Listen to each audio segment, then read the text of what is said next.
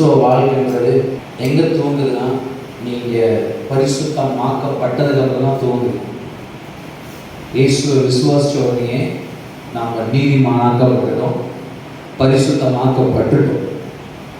அப்போது உங்களுடைய ஜேர்னியே பரிசுத்தத்திலிருந்து தான் துவங்குது, நீதியிலிருந்து தான் துவங்குது. அதனால் நம்ம பெற்றுக்கொள்ள போகிறது எதுவுமே கிடையாது. கர்த்தர் சொல்கிறாரு, நம்மளுடைய லைஃப் எப்படி இருக்குன்னா, பரிசுத்தமானவன் இன்னும்.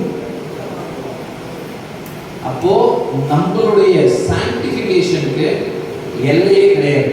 நான் சொல்ல புரியுதுங்களா? லைஃப் லாங் நம்ம என்ன பண்றோம்னா, ரெண்டு விதம் தான் கிறிஸ்துவ வாழ்க்கை. இதை நீங்க சிம்பிளா புரிஞ்சுக்கோங்க. ஒண்ணு, உங்களை நீங்க சுத்திகரித்து கொண்டே உங்களை காத்து கொண்டே இருக்கணும். கர்த்தருடைய வார்த்தை சொல்லுது, நான் பேசின வார்த்தையினாலே நீங்கள் இப்பொழுது சுத்தமா இருக்கிறீர்கள் அப்படின்னு ஒரு வசனம் இருக்கு. ஆக்சுவலா பாத்தீங்கன்னா இந்த சுத்தம், இந்த பரிசுத்தம் இதெல்லாம் எங்க வருதுன்னா, நான் போய் ஒன்று செய்யறதுனால வரல. நல்லா கவனிங்க. நீங்க போய் ஒன்று செய்யறதுனாலயோ, நீங்க ஒன்று பார்க்காததுனாலயோ, நீங்க ஒன்று விலக்கி போறதுனாலயோ பரிசுத்தம் வரல. பரிசுத்தம் எங்க வருதுன்னா, பரிசுத்தம் எது அப்படின்னா, வார்த்தை உங்களுக்குள்ள வரும் பொழுது ஆட்டோமேட்டிக்கா நீங்க சுத்தமாகறீங்க. வார்த்தை உள்ள போக உங்களை அறியாமலேயே ஃபில்டர் ஆகுறீங்க, கிளீன் ஆகுறீங்க, புத்தி தெரியுது, அழுக்கு போகுது. நீங்க ஒண்ணுமே பண்ண தேவையில்லை. கர்த்தருடைய வசனம் உள்ள போகக்கூடாதான். இயேசுசாமி அழகா சொல்லியிருக்காரு, நான் உங்களுக்கு பேசின வார்த்தையினால இப்பொழுது நீங்கள் சுத்தமா இருக்கிறீர்கள். யாருக்கு சொல்றாரு ஆண்டவர் அப்படின்னா, இதுதான் முக்கியம். யூதர்கள், பாவ மன்னிப்பு பெறாத ஒரு கூட்டத்துக்கு ஆண்டவர் சொல்றாரு, நான் இப்ப பேசின வார்த்தையினாலே நீங்க இப்பொழுது சுத்தமா இருக்கிறீர்கள். சோ பாவம்ன்றது நம்ம நினைக்கிறோம் அதுதான் பாவம், இதுதான் பாவம். கிடையாது. அவிசுவாசம் பாவம். விசுவாசத்தினால் வராத யாவும் பாவம். இந்த விசுவாசத்தினால் வராத எந்த காரியமும் எங்க இருக்குன்னா, மாம்சத்துல இருக்கு. அப்ப மாம்சத்துல வாழ்ந்தாலே அது பாவம் தான். அல்லேலூயா. அப்போ விசுவாசம் எங்க வரும்? வசனம் வரும் பொழுது விசுவாசம் வரும். விசுவாசத்துக்கு தாய் எது? எனக்கு தாய் எங்க அம்மா ஜெயமா. எங்க விசுவாசத்துக்கு தாய் யார் தெரியுமா? தேவனுடைய வார்த்தை. வார்த்தையிலிருந்து வருகிறது தான் விசுவாசம். அல்லேலூயா. கவனிங்க, இந்த விசுவாசம் நம்ம புதிய உடன்படிக்கைகளை வந்துட்டோம், கிருபைகளை வந்துட்டோம். இப்போ ஒரே பிரமாணம் தான் நமக்கு. என்னன்னா விசுவாச பிரமாணம். ஒரு சைடு நாம சுத்தமாகிட்டே இருக்கோம், பரிசுத்தமாகிட்டே இருக்கோம், நீதிமான் ஆகிட்டே இருக்கும். இந்த ப்ராசஸ் நம்ம மறக்கவே கூடாது. எப்படி நடக்குது? வசனத்தை படிக்க நடந்துகிட்டே இருக்கு. படிச்சீங்கன்னா தான் இந்த ப்ராசஸ்க்குள்ள நீங்க வருவீங்க, இல்லைன்னா வரமாட்டீங்க. வந்துட்டேன்னு நினைச்சுக்கிட்டு இருப்பீங்க. இதுதான் பிரச்சனை. விசுவாசத்துக்கும் அசம்ஷனுக்கும் பெரிய வித்தியாசம் இருக்கு. நிறைய பேர் சொல்றீங்க, நீங்க விசுவாசிக்கிறீங்களா? விசுவாசிக்கிறேன். நீங்க விசுவாச தேவனுடைய மகிமையை காண்பேன்னு இருக்கு. அப்படின்னா என்னன்னா, நல்ல கவனிங்க, நம்ம இன்னும் கடவுள் பாருங்க, கிறிஸ்துவோட விசுவாசம் தான் நமக்கு கொடுக்கப்பட்டது. நமக்கு சொந்த விசுவாசம் கிடையாது. சொல்ல புரியுதுங்களா? Faith is a gift from God. என்னது giftனா? இலவசமா கொடுக்கிறது. அதாவது இயேசுவை தெய்வமான சொல்றதுக்கு அவர் என்ன பண்றாருன்னா, அந்த gift விசுவாசமாகிய அந்த பரிசு ஈவ ஃப்ரீயா உங்களுக்கு கொடுத்து ஆட்டோமேட்டிக்கா உங்களை விசுவாசிக்க வச்சு அந்த ரட்சிப்புல நடத்துவீங்க. அப்போ உங்களுக்குள்ள இருக்கிற விசுவாசம் குமாரனுடைய விசுவாசம். அல்லேலூயா. அப்போ விசுவாசம் சின்னது பெருசு அப்படிலாம் கிடையாது. உங்களுக்குள்ள குமாரனுடைய விசுவாசம் இருக்கு. இயேசு கிறிஸ்து இந்த இடத்துல நின்று என்ன பண்ண முடியுமோ, இந்த பூமியில நின்று என்ன எப்படி வாழ முடியுமோ அப்படி உங்களால விசுவாசிச்சு வாழ முடியும். அதுல ஆண்டவர் எந்த குறையும் வைக்கல. ஏன்னா you have received the faith of the Son of God. நான் சொல்ல புரியுதா? யாரோட விசுவாசத்தை நீங்க பெற்றுக்கொண்டீங்க? எப்படி நீதியை பெற்றுக்கொண்டீங்க? விசுவாசத்தினால தான் நீதியை பெற்றுக்கொண்டீங்க. அல்லேலூயா. அதான் அந்த விசுவாசம் ஆல்ரெடி உங்களுக்கு கொடுக்கப்பட்டுச்சு. குமாரனுடைய சொல்லுங்க, இயேசு கிறிஸ்துவுடைய விசுவாசம் எனக்குள்ள இருக்கு. அப்போ ஒரு இடத்துல பேய் துரத்துறாங்க, சீசர்கள்லாம் துரத்த முடியல. ஆனா அதுக்கு முன்னாடி அவங்க போறாங்க, ஊரா போறாங்க, எல்லா பிசாசும் ஓடுது. இங்க வந்து ஒருத்தர் துரத்துறாங்க, அது மேனிஃபெஸ்ட் ஆகுது, உழுகுது, கரழுது, ஆனா போக மாட்டேங்குது. அப்ப இயேசுவை வந்து கேட்கிறாங்க, ஆண்டவரே இந்த பிசாசை என்னால துரத்த முடியல ஏன் அப்படின்னு ஆண்டவர் சொல்றாரு, உங்களுடைய அவிசுவாசத்தினாலதான் அப்படின்னு. அப்படின்னா என்னன்னா நல்லா கவனிங்க, நான் விசுவாசம் தான், இது அவிசுவாசம். இப்போ நீங்க ஒரு காரியத்துக்காக விசுவாசிக்கிறீங்க, சரியா? இப்போ இந்த அற்புதத்தை பெறதுக்கு நீங்க விசுவாசிக்கிறீங்க, இந்த பக்கம் என்ன பண்ணுது, அவிசுவாசம் பிடிச்சிருக்கு. நல்லா கவனிங்க, ஒரு ஊருக்கு போறாரு இயேசுசாமி, அந்த ஜனங்க அவிசுவாசிச்சதுனால அவராலேயே அந்த அற்புதம் செய்ய முடியாம போயிட்டாருன்னு சொல்லப்படுது. லிசன்,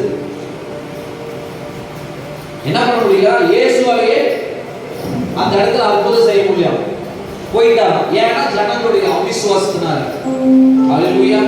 நல்லா கவனிங்க, இந்த அவிசுவாசம் எங்க இருந்து வருது தெரியுமா? அதுக்கு தான் 2 நாள் 3 நாள் மீட்டிங் உலகத்துல இருந்து வருது. நீங்க எவ்வளவுக்கு எவ்வளோ உங்க காதை, உங்க கண்ணை, உங்க வாயை இந்த பூமிக்கு பேன் விட்டு கொடுக்குறீங்களோ என்ன பண்ணுது, எனக்கு விசுவாசம் இல்லை, என்னால விசுவாசிக்க முடியல. உங்களுக்கு விசுவாசம் இருக்கு, பிரச்சனை என்னன்னா உங்களுக்கு உங்களுடைய அவிசுவாசத்தை நீங்க என்ன பண்ணணும், விலகணும். அப்படின்னா என்ன சொல்ல வர்றாங்கன்னா, உன் மாம்சத்தின் கிரியை ஒழிக்கணும். விசுவாசம் ஆவியிலிருந்து வருது. faith is spiritual. அப்ப இந்த faith இடத்துல இருக்கிறது அவிசுவாசம். அவிசுவாசம் எங்க இருந்து வருது? உலகத்தின் இன்ஃபர்மேஷன். சொல்லுங்க, கூகுள்ல இருந்து, நியூஸ்ல இருந்து, வைரஸ்ல இருந்து, அது இப்படி இருக்குது, அது அப்படி இருக்குது, கேன்சர் அது இப்படி இருக்குது, அப்படி இருக்குது, இந்த வியாதி இப்படி இருக்குது, அப்படி இருக்குது, நீ இப்படி பண்ணாதான் இப்படி நடக்கும், நீ இப்படி செஞ்சாதான் இப்படி இருக்கும். அறிவு, உலகத்தின் அறிவு. உலகத்தின் அறிவு வர வர நமக்கு என்ன வரும்? பயம், கவலை, எல்லாமே அவிசுவாசம் தான். நான் சொல்ற புரியுதுங்களா? நல்லா கவனிங்க. ஆபிரகாம் விசுவாசித்தான், அது அவனுக்கு நீதியாக எண்ணப்பட்டது.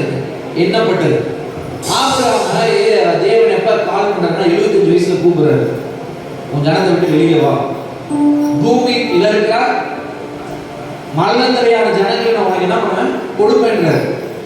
ஆனா அதை அவன் நம்பி விசுவாசிச்சு அந்த விசுவாசத்தை வல்லவனாய் குழந்தை பெறும் பொழுதுதான், 100 வயசு ஆகும் பொழுதுதான் அது அவனுக்கு நீதியாக எண்ணப்பட்டதுன்னு சொல்ல முடியும். இன்னைக்கு ஒரு வசனத்தோட லைட் கிடைச்சுனே ரெவலேஷன், அது ரெவலேஷன் இல்ல, அது ஜஸ்ட் லைட் அடிச்சிருக்கு. ரெவலேஷன்ன்றது டெப்த். ரெவலேஷன்ன்றது கர்த்தரை முகமுகமா பார்க்கிறது. ஹல்லேலூயா. நிறைய டைம் வெளிச்சம் அடிக்கும், அந்த வெளிச்சத்தை அடிச்சோடனே அதை பார்த்துட்டு நம்ம போயிடும். ஆனா அது வேறு இல்லாதபடினால அது என்ன பண்ணுது, அப்படியே மறைச்சு போயிடும். அப்போ ஃபெய்த்ன்றது பாருங்க, ஒரு வசனம் இருக்கு, பாலை கடைதல் என்ன பண்ணும், வெண்ணெயை பிறப்பிக்கணும். வெண்ணெயை கடைதல் என்ன பண்ணும், நெய் வரும். நல்லா கவனிங்க, வார்த்தையில இருக்கிற உறவை, வார்த்தையை என்ன பண்ணுமா, உள்ள போட்டு கிண்டிக்கிட்டே இருக்கணும், வார்த்தையை தியானிச்சுக்கிட்டே இருக்கணும், வார்த்தையை பேசிக்கிட்டே இருக்கணுமா, வார்த்தையை பார்த்துக்கிட்டே இருக்கணுமா. உலகம் உள்ள வரதுக்கு இடமே கொடுக்க கூடாது. சொல்றேன், இந்த லைஃப் யாருமே வாழ்றது இல்லை. இதுதான் உண்மையான கிறிஸ்துவ வாழ்க்கை. நீங்க இயற்கைக்கு அப்பாற்பட்ட முறையில இயேசு கிறிஸ்துவ போல இந்த பூமியில வாழணும் அப்படின்னா உங்களுக்குள்ள அவிசுவாசம் இருக்கக்கூடாது. அதாவது உலகம் உங்களுக்குள்ள இருக்க கூடாது. உலகத்துல தான் வாழ்றீங்க, ஆனா உலகத்துக்கு உண்டான எதுவும் உங்களுக்குள்ள இருக்க முடியாது, இருக்கக்கூடாது. அல்லேலூயா. இந்த ப்ராசஸ் தான் கர்த்தர் பேசிக்கிட்டே இருக்காரு 2 நாள் 3 நாள். இதை நீங்க கேட்க உங்களுக்குள்ள ஒரு ப்ராசஸ் ஸ்டார்ட் ஆகுது.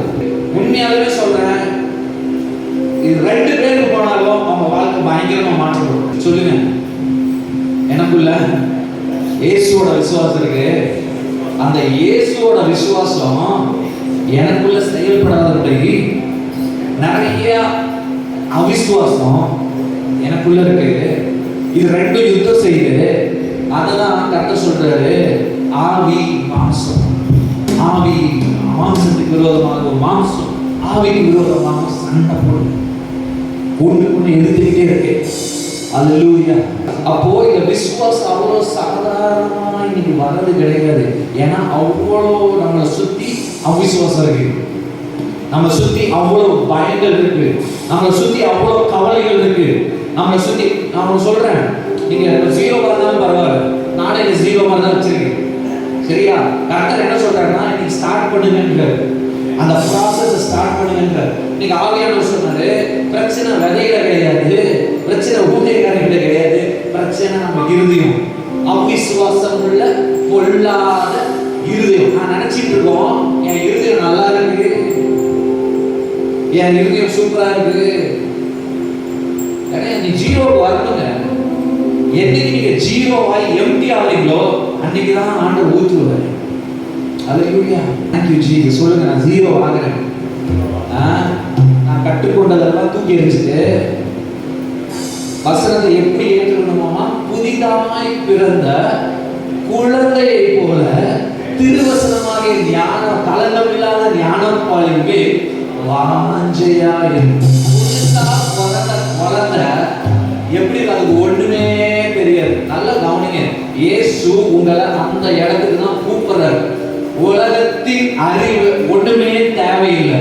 0 குழந்தைய போல மாதிரி, குழந்தைய போல கர்த்தருடைய வசனத்துக்கு வந்து குழந்தைய போல அவருடைய வார்த்தையை வாஞ்சியா இருக்கு. நீங்க நான் பால் குடிக்கிற குழந்தைய ஞாபகம் வச்சுக்கோங்க, அது ஒண்ணுமே தெரியாது. கரெக்டா? அம்மாவோட மார்பு மட்டும்தான் தெரியும், பால் மட்டும்தான் தெரியும். ஏதோ என்னை கோஷிக்குது அப்படின்னா என்னது? அந்த குழந்தைய வேற எதுவுமே கோஷிக்கல. புதிதாய் பிறந்த குழந்தைய என்ன கோஷிக்கல? பிரியாணி கோஷிக்குதா? பீஸா கோஷிக்குதா? அல்வா கோஷிக்குதா? ஏதோ கோஷிக்குதா? பால் மட்டும்தான் கோஷிக்குது. அந்த இடத்துக்கு கர்த்தர் நம்மளை கூப்பிடுறாரு. நீ கற்றுக்கொண்டவர்களை மறக்கணும். பெரிய ப்ராசஸ் நீ கற்றுக்கொள்ள போறது கிடையாது. கற்றுக்கொண்டவர்களை தூக்கி எறியணும். குழந்தைய போல மாறணும்ன்றாரு. அப்ப சும்மா கிருபையோட உட்கார்ந்து தான் மாறுமா? பாருங்க, கர்த்தர் பயங்கரமா வெயிட் பண்ணிட்டு இருக்காங்க. எப்படி பயங்கரமா வெயிட் பண்ணிட்டு இருக்காரு? வாழ்க்கையில நம்முடைய கரம் வல்லமையில கரம்ன்றதை காமிக்கிறதுக்கு, நம்ம வாழ்க்கையில அவருடைய கரம் பலத்த கரோனை காமிக்கிறதுக்கு, நிரூபிக்கிறதுக்கு வெயிட் பண்ணிக்கிட்டே இருக்காங்க. பிரச்சனை கர்த்தர்கிட்ட இல்ல, நம்ம கிட்ட. அல்லேலூயா. பெலிஸ்தர்களுக்கு கர்த்தர் என்ன பண்றாரு? தம்முடைய புயம் வல்லமையில பயம் காமிக்கிறதுக்கு வெயிட் பண்றாரு. அப்ப சிம்சோன் மாதிரி ஒருத்தன், நீங்க தான் சிம்சோன் மாதிரி ஒருத்தன் தேவ ஆவிக்கு, தேவ வார்த்தைக்கு அவன் பாருங்க முடி வெட்டக்கூடாது. ஏன்னா அவன் கான்சென்ட்ரேட்டட் பர்சன். அவன் இதுக்காக அழைக்கப்பட்டிருக்கான். நீங்க கர்த்தருக்காக அழைக்கப்பட்டிருக்கீங்க. இயேசுவுக்காக வாழ மாத்திரமே அழைக்கப்பட்டிருக்கீங்க. பொன்னும் பொருளையும் சேர்த்து வைக்க இல்ல. அதனால அவர் சொல்ற பூமியில பொக்கிஷத்தை சேர்த்து வைக்காத, பரலோகத்துல சேர்த்து வை. அல்லேலூயா, அல்லேலூயா. அதான் நீங்க கர்த்தருக்காக சுத்திகரிக்கப்பட்டவர்கள். புது சிருஷ்டி யாரு? நான் புது சிருஷ்டின்றோம். புது சிருஷ்டினா யாரு தெரியுமா? இனி பிழைத்திருக்கிறவர்கள் தங்களுக்கென்று பிழைத்திராமல் கர்த்தருக்கென்று பிழைத்திருக்கிறவர்கள் தான் புது சிருஷ்டி. அல்லேலூயா, அல்லேலூயா. அப்ப எதுக்காக ஐயா நான் வாழ்றேன்?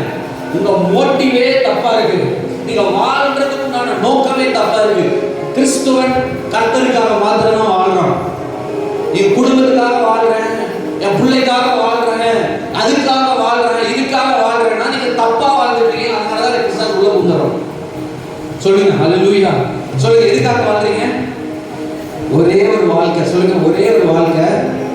கையில ஆயிரக்கணக்கான நாள் தான் இருக்கு, அது கர்த்தருக்கு. அல்லேலூயா, அல்லேலூயா. இப்ப நோக்கத்தை கர்த்தர் சரி பண்றது. நீ அவருக்காக அழைக்கப்பட்டவன், நீ அவருக்காக அழைக்கப்பட்டவன்.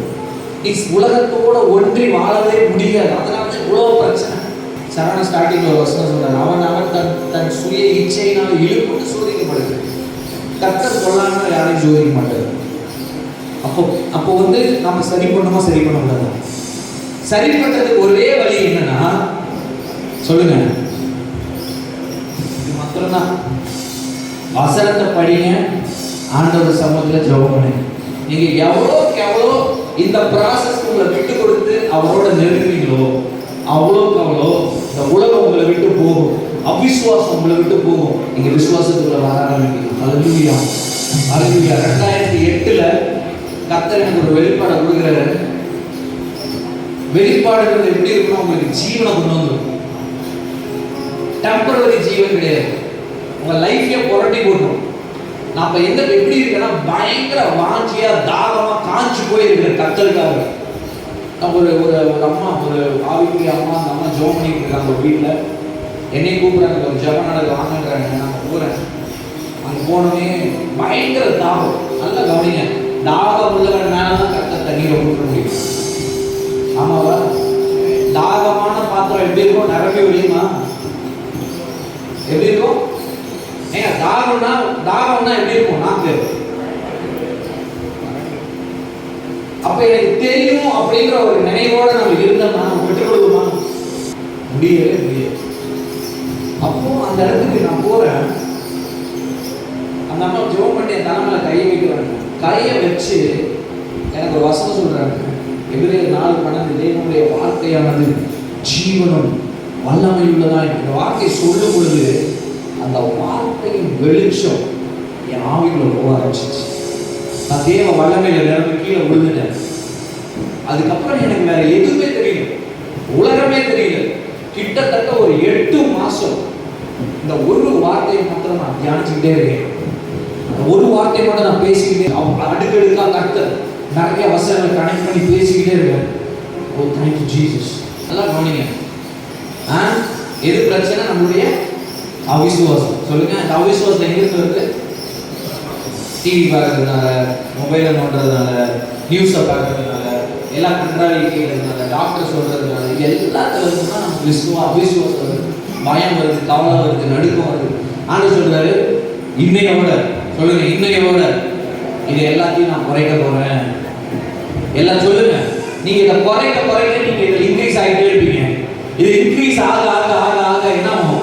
உங்களுக்கு விசுவாசம் பெருகிக்கிட்டே இருக்கும். ஆனா பிசாசு சும்மா இருக்க மாட்டாங்க. நல்லா கவனிங்க. நீங்க சும்மா இருக்கிற வரைக்கும் விட்டுருவோம்.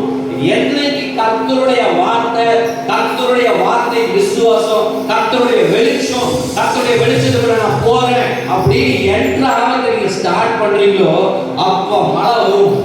அப்போ பிரச்சனை மழை போல நிற்கும். அப்போ பயமுறுத்துவான் கண்ட காரியங்களை குறிச்சு. நல்லா கவனிங்க.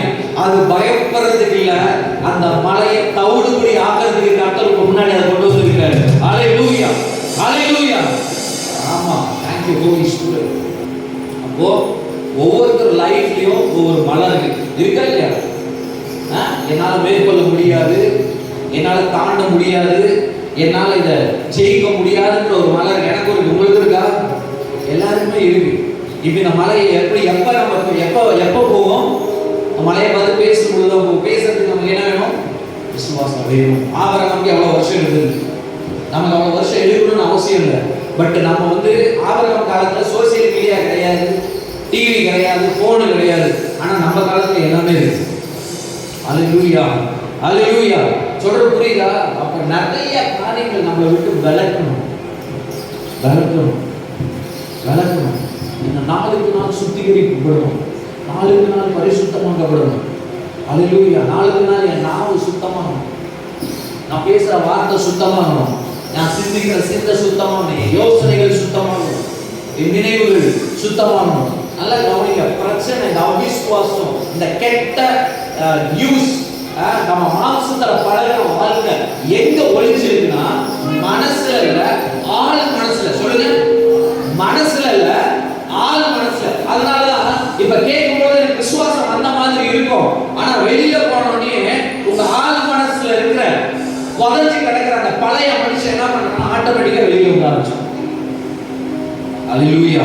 அப்போ பேதுருக்கு ஆண்டவர் வலை எங்க போட சொன்னாரு? ஆழத்துல போடுன்ற. அப்போ நீங்க என்ன பண்ணணும்னா கர்த்தருடைய வார்த்தைய எங்க கொண்டு போகணும்? ஆழத்துக்குள்ள கொண்டு போகணும். உங்க வேலையை அதான். ஹல்லேலூயா. ஒவ்வொரு வார்த்தையும் கர்த்தருடைய வசனத்தையும் வாக்குத்தத்தங்களையும் தியானிச்சு பேசும் பொழுது இந்த வார்த்தையை நீங்க எங்க கொண்டு போறீங்க? ஆழத்துக்குள்ள கொண்டு போறீங்க. ஹல்லேலூயா. நல்லா கவனிங்க. பிசாசு ஒரு மனுஷனை என்ன பண்ண முடியும்? இன்ஃப்ளூயன்ஸ் பண்ண முடியும். ஆமாவா இல்லையா? ஆமா. இப்ப வசனத்தை நீங்க கேக்குறீங்க, உடனே என்ன பண்றான்? வசனத்தை கேட்ட உடனே பிசாசு வந்து என்ன பண்றான்? அதை திருட பார்க்கறான். அல்லேலூயா. அதனால தான் நல்ல நிலத்துல வாங்கிக்கோங்க. முள்ளுள்ள நிலத்துல விதைக்கப்பட்டுச்சுன்னா உடனே வந்து என்ன பண்ணுவான்? குடிக்கிட்டு போயிடுவான், திருடிட்டு போயிடுவான். அப்படி இருக்காது, அசால்ட்டா இருக்காதீங்க. கர்த்தருடைய வார்த்தை கேட்கும்போது அதுதான் சொல்றாரு. அல்லேலூயா. அப்ப ஆழத்துல வார்த்தையை கொண்டு போகணும். அல்லேலூயா. Thank you Jesus.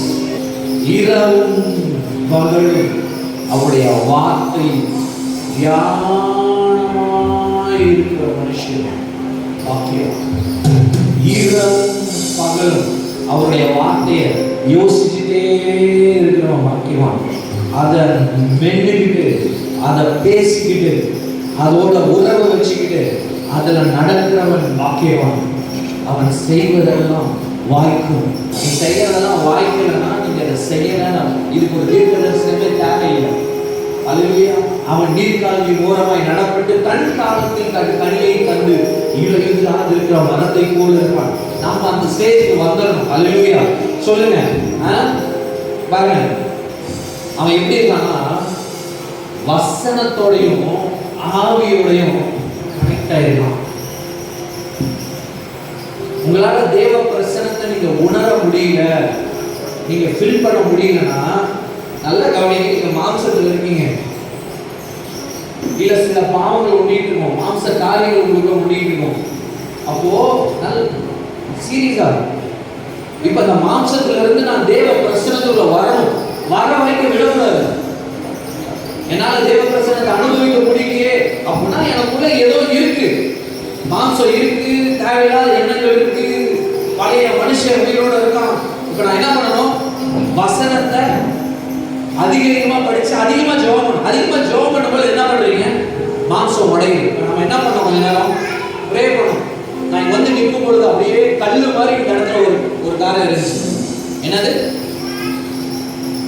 அடைச்சிக்கிட்டு இருந்துச்சு. நம்ம ப்ரேயர் பண்ண பண்ண பண்ண அது ஸ்பிரிட்ல இருந்தா நீங்க சென்ஸ் பண்ண முடியும். ப்ரேயர் பண்ண பண்ண பண்ண பண்ண கடைசியா நம்மால் உடஞ்சி அப்படியே ஓபன் ஆயிடுச்சு. ஹல்லேலூயா. ஹல்லேலூயா. சொல்லுங்க. மாம்சத்தோட ரத்தத்தோட யுத்தம் கிடையாது. நம்ம யுத்தம் பிசாசோட இருக்கு. அதுக்கு கண்ணுக்கு தெரியாத ஒரு எதிரி நமக்கு இருக்கான். அவனுக்கு வஞ்சிச்சுக்கிட்டே இருக்கான், உலகத்துக்குள்ள இழுத்துக்கிட்டே இருக்கான், தவறான அறிவை கொடுத்துக்கிட்டே இருக்கான். கண்டிப்பா இது என்னோட மெசேஜே கிடையாது. ஆனா கர்த்தர் இதை கனெக்ட் பண்ண சொல்றாரு. இப்போ வந்து நான் 3 நாள் பேசின வசனங்கள் இன்னைக்கு ஒரு பூரண வடிவுக்குள்ள வருதுன்னு நினைக்கிறேன். எத்தனை பேர் 3 நாள் கேட்டவங்களுக்கு புரியும்? ஒரு பூரண வடிவுக்குள்ள வருது. பிரச்சனை என்ன? என்னோட இருதயம் அவிசுவாசம். அதனாலதான் பவுல் சொல்றாரு, உங்களில் ஒருவரிலும் அவிசுவாசம் போன இருதயம் இருக்கக்கூடாது, எச்சரிக்கையா இருக்கு அப்படிங்கிறது. ஏன்னா அப்படிப்பட்ட இருதயம் உள்ளவர்களை சாத்தான் என்ன பண்றான்? ஃபுட்பால் விளையாடுறான். என்ன விளையாடுறான்? என்ன இருதயம்? அவிசுவாசம் உள்ள பொல்லாத இருதயம். அப்படி நம்ம இருதயம் மாற முடியுமா? மாற முடியும். தேவனோட உறவு. அதான் நான் சொல்றேன், நம்ம இன்க்ரீஸ் ஆகிட்டே நம்ம கர்த்தருடைய காரியத்துல இந்த மாதிரி ஃபெலோஷிப்ல பிரேயர்ல இங்க வராதவங்களாம் முட்டாளுங்க. உண்மையா நான் சொல்றேன். இங்க நான் நடத்துறேன், இந்த சரவணா நடத்துறேன் அப்படிங்கிறதுக்காக நான் சொல்லல. ஒரு ஜபத்துக்கு தேவ பிரசன்னத்துக்கு வந்து அதோட இம்பார்ட்டன்ஸ் தெரிஞ்சவங்க தான் வர முடியும். நீங்க வந்தவங்க பாக்கியவான்கள் நான் சொல்றேன். அல்லேலூயா. நீங்க கேட்கிற ஏதோ ஒரு வார்த்தை உங்க வாழ்க்கையை எதையாவது மாற்றி உங்களை கொண்டு போகும். அல்லேலூயா.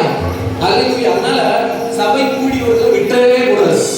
சண்டே சர்ச்சை நடக்குதா? ஃபர்ஸ்ட் ஆளா நீங்க வந்துருக்கும். ஏன்னா கர்த்தர் என்னோட பேசுவாரு. இந்த உணர்வு. அல்லேலூயா. அல்லேலூயா. இப்ப நான் வேர்டுக்குள்ள போகிறேன். இது வந்து இன்ஸ்ட்ரக்ஷன். சொல்லுங்க.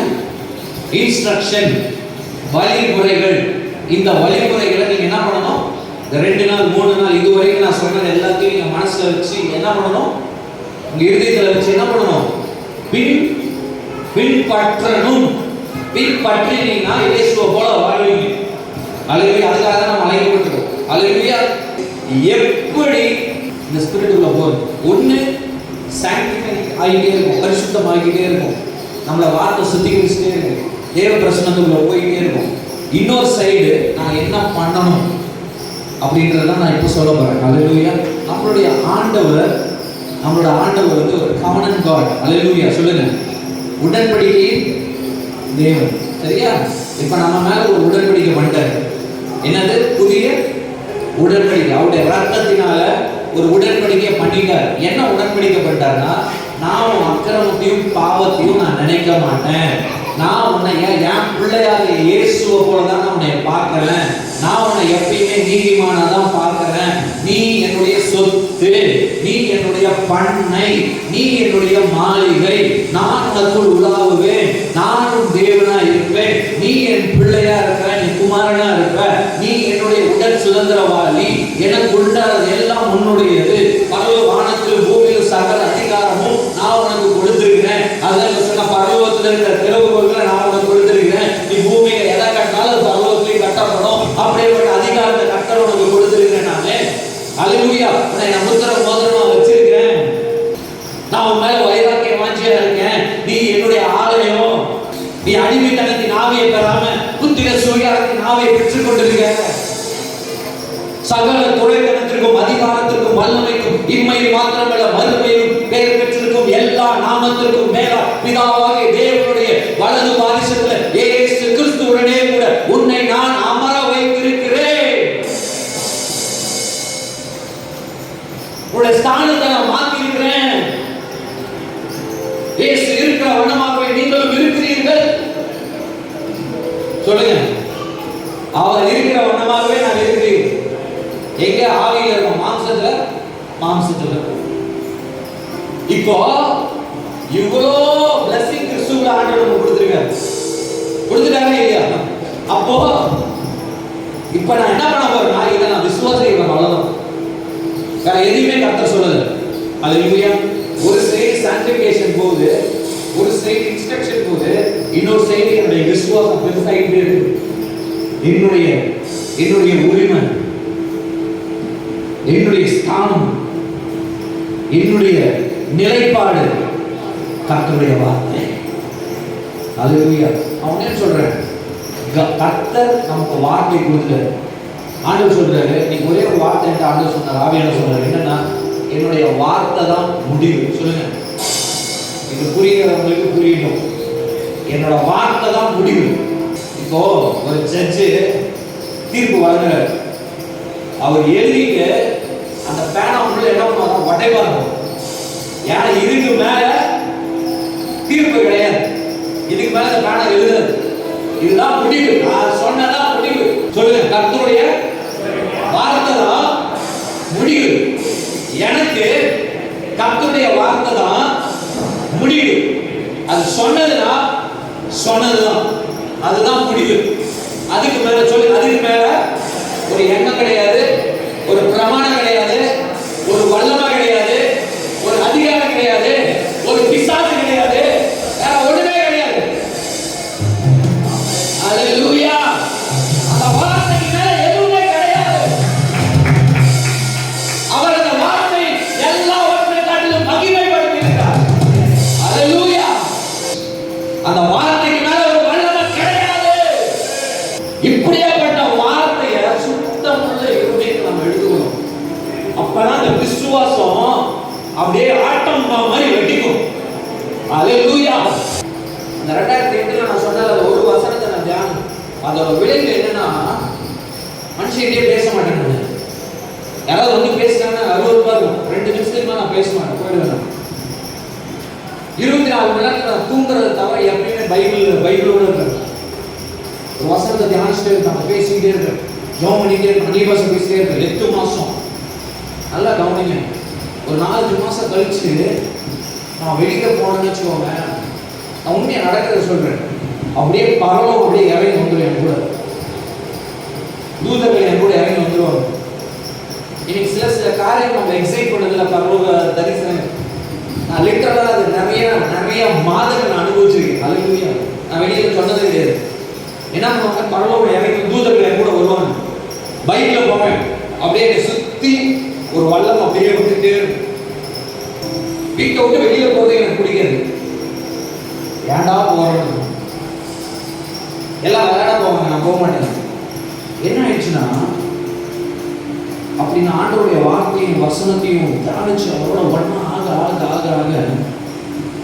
ஒரு ஒரு சாட்சி சொல்கிறேன். நிறைய சாட்சி நடந்துச்சு, அது ஒரு சாட்சி சொல்கிறேன்.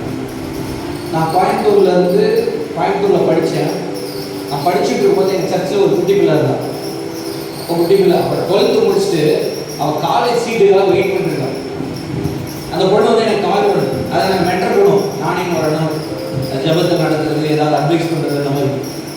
அப்போ வந்து அண்ணா இந்த காலேஜில் இந்த சீட் எனக்கு கிடைக்கல, பிகாம் சிஏ நினைக்கிறேன், எனக்கு கிடைக்கலண்ணா அப்படின்னு சொல்லிட்டு அழுதுகிட்டே கால் பண்ணுறாங்க. நான் இந்த ரெல்மில் இருக்கேன். நான் உடனே ஒன்று தான் சொன்னேன், நான் ஜோனெலாம் பண்ணல. அப்படியா, நாளைக்கு இதே டைம் அவங்க கூப்பிட்டு சீட்டு கொடுப்பாங்க அப்படின்னு சொல்லிட்டு நான் கட் பண்ணிக்கிறேன். அதுக்கப்புறம் அதுக்காக ஜோம் பண்ணவே இல்லை. அடுத்த நாள் சாயந்தரம் எனக்கு கால் வருது, ஆனால் எனக்கு சீட்டு கிடச்சிருச்சு. நீங்கள் சொன்ன மாதிரியே அதுக்கு அடுத்த நாள் அதே டைமில் எனக்கு காலேஜ்லேருந்து கால் பண்ணி எனக்கு சீட்டை கொடுத்துட்டாங்க. உங்களுக்கு புரியுதா? நீங்கள் ஒன்று சொன்னால் ஆண்டவே சொன்னாங்க. அது சும்மா மாம்சத்துலேருந்து பேன்றது கிடையாது. அல்லேலூயா. அதுக்கு ஒரு பரிசுத்தம் இருக்கு, அதுக்கு ஒரு விலைக்கரையும் இருக்கு, அதுக்கு ஒரு இடம் இருக்கு. அந்த இடத்துக்கு இந்த மாம்சம் அப்படியே நான் படித்தோன்னே எனக்கு தெரிஞ்சு அப்படி இல்லை. இது ஒரு லெவல். நான் சரவண்ட பேசிட்டு லெவல், realms, dimensions. நான் அந்த லெவலுக்கு போகும்பொழுது நான் பேசுறது அவர் பேசுகிற மாதிரி, நான் கட்டளைக்கு அவர் கட்டளையிட மாதிரி. என் ஆஃபீஸில் ஒருத்தர் டார்ச்சர் பண்ணிட்டே இருந்தார். அவரு கிறிஸ்டின் தான், சிஎஸ்ஐ. என் டார்ச்சர் பண்ணிட்டே இருந்தார். நான் பாத்ரூமில் போய் அழுது